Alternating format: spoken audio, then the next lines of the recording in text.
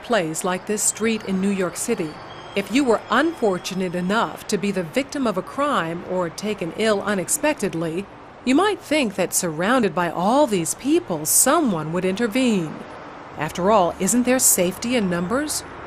Psychologists say no. Research suggests that often a victim is less likely to receive assistance when surrounded by a group rather than a single bystander. When people are in a crowd, it's easier to pass the buck. It's what psychologists call the diffusion of responsibility. Liverpool Street Station in London, a busy thoroughfare for commuters. Unknown to these passers-by, Peter is an actor. As part of an experiment on bystander apathy, he's pretending to be ill. Help! Help!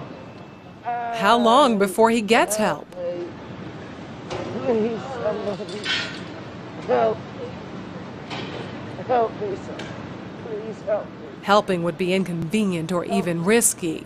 He lies there for more than 20 minutes and no one raises an eyebrow. Please, somebody help me. It's always very distressing to watch situations like this where people are obviously suffering and no one's actually helping them. But what we have here is two conflicting rules. One is the rule that we ought to help, and the other is the rule that we ought to do what everybody else is doing. And here you have effectively a group of strangers who are exerting the pressure not to intervene, not to help. And it's very difficult to rebel. Ruth, another actor, takes Peter's place. How long before she receives help?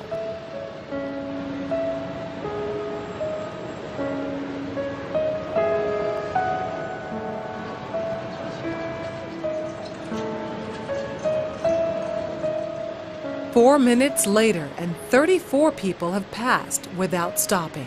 Well, people don't really want to know. They just haven't got the time. Well, they have got the time, they just don't want to get involved.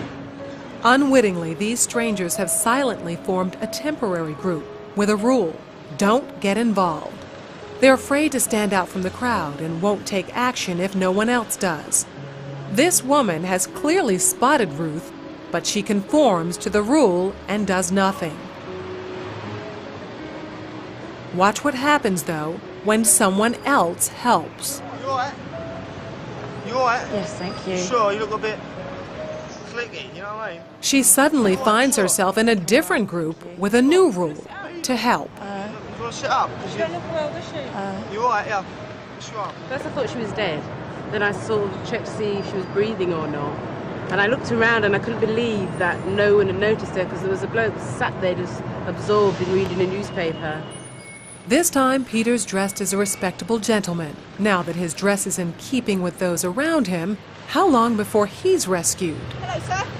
How are you today? I'm alright. 6 seconds. She even calls him sir, and suddenly everyone's a good Samaritan. Do you suffer from epilepsy? No. Why you're lying on the floor in the rain? Because he's part of the right group, everyone wants to help. I would just hate to be in his position of feeling ill and nobody helping and walking past, so I'd just like to check that he was okay. And I thought, well, it's wet, so he must really be ill because he's going to ruin his suit anyway.